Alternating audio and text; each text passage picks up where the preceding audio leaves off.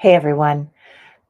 I saw an article come across my desk this morning and I wanted to address it really quickly. It came out on Yahoo and I'm going to pull it up here and kind of go through what my thoughts were here.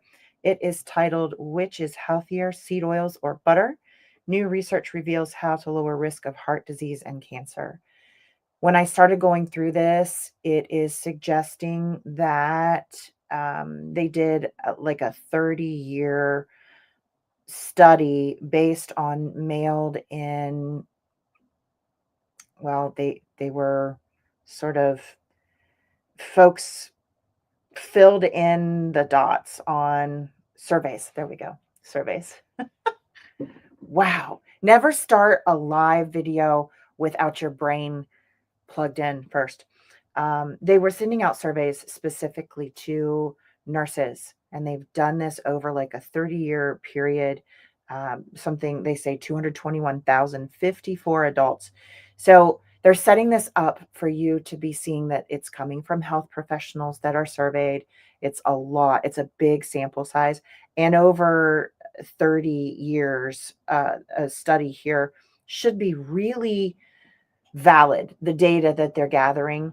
But first of all, my husband's first comment was, "This is the kind of stuff that we were taught in school. You do a survey to see if there's something there to study. And off of the survey, you do a research project.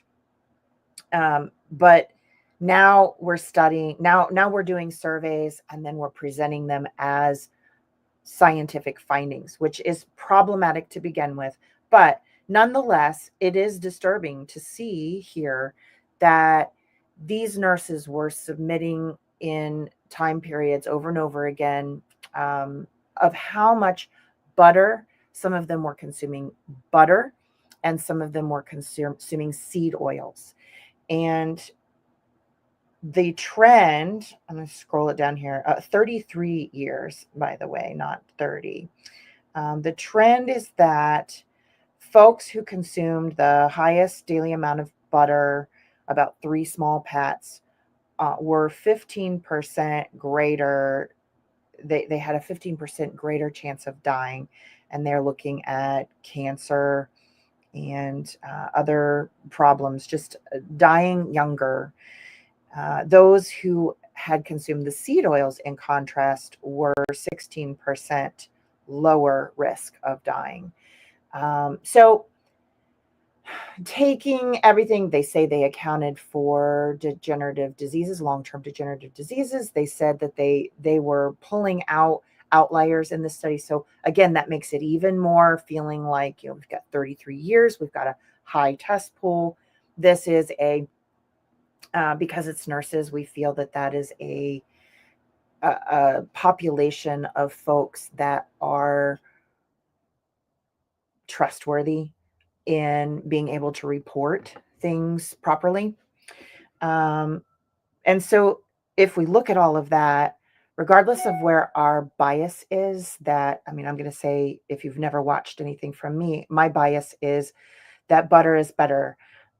In my family's, my kids run program or business, Soda Farm, they make seed oil free granola for that purpose.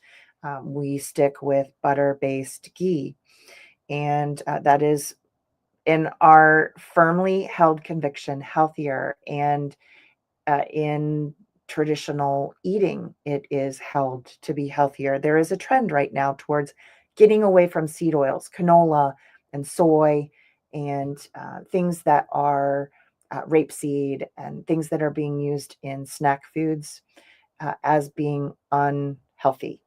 So this comes out and it's troubling. Large sample size, many years. So something's going on. Something's going on that we have to pay attention to, regardless of our bias. So what I did was I went out to the study itself. The study came out of JAMA. So the Journal of, oh shoot, what is that? It's JAMA Internal Medicine. And I wish I could tell you exactly I think it's the Journal of the American Medical Association, if I'm right, and this is internal medicine. So here it is, came out March 6th, 2025, butter and plant-based oils intake and mortality. And the article at Yahoo is pretty fair. It is taking all of the information directly out of the study. Again, sorry to call it a study, survey. This is it's a survey of a survey.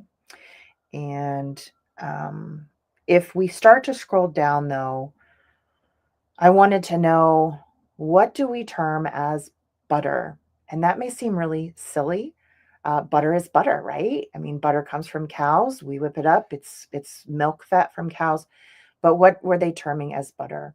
And as I went down through this study, I found that butter in the study's parameters included butter blends, spreadable butter, and butter. So, what is a butter blend? It is a hydrogenated oil. This is Land O'Lakes tub. It is cut with canola. Most of them are cut with canola. So this is a hydrogenated vegetable oil, a hydrogenated plant seed oil.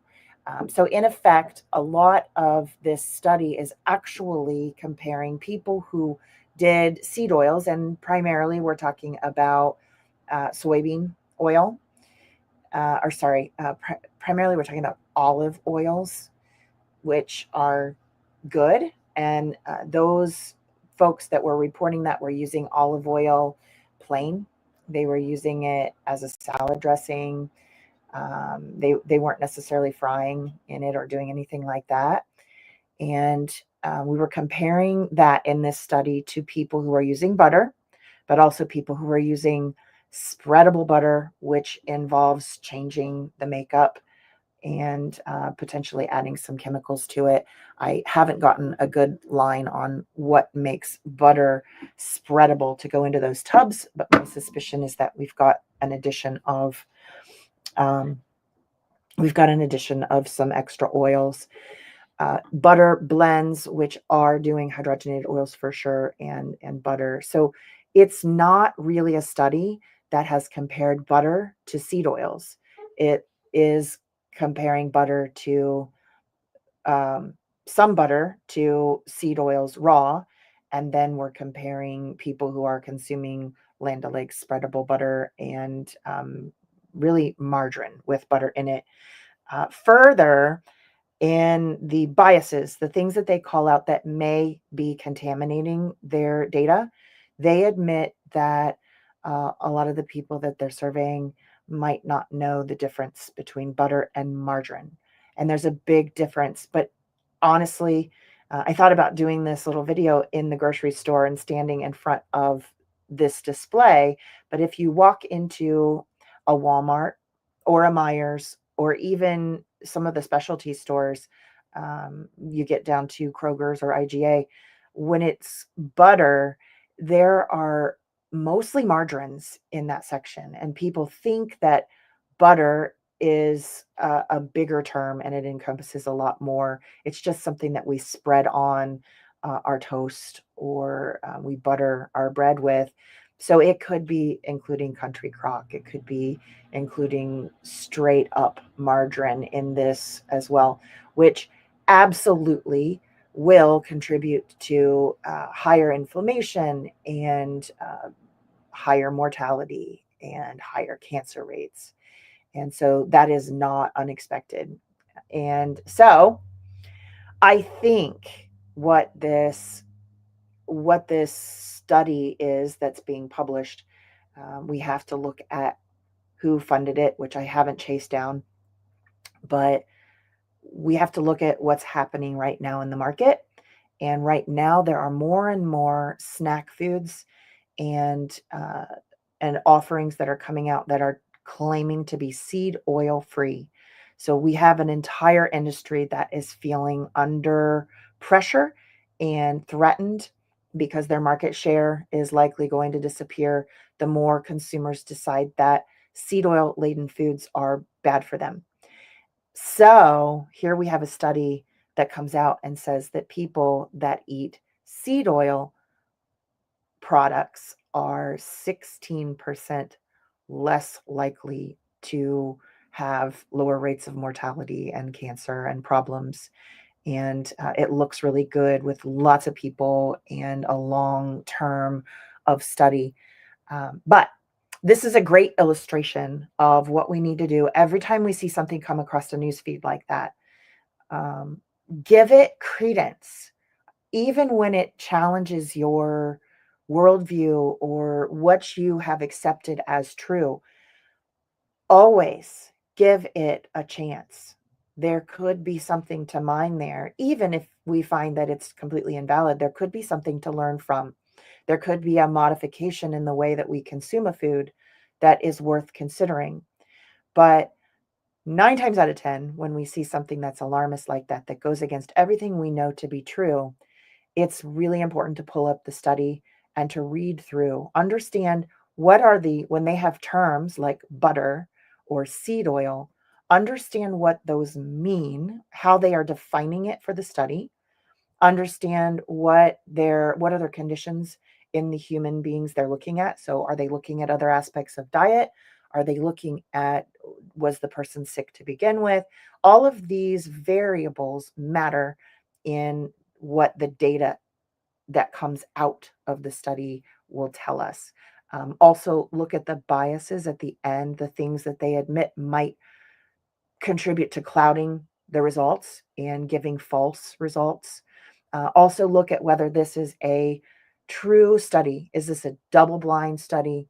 Is this how is this done? Was it a survey? In this case, it was just literally filling out. Nobody was monitored. We don't know. We didn't educate any of these consumers on what butter was. So there's biases there. We need to understand how studies are done and who's performing them and who's paying for them before we decide to throw out what we think we know. Um, so hopefully, if you see this today, uh, let me know and drop me a line and tell me what you think. Do go out and read the article. Do go out and pick up the study and take a look. I think we're going to be hearing more about it. This is going to be a big deal going forward as more and more people are stepping away from seed oils and are picking up traditional foods more. So, see you later.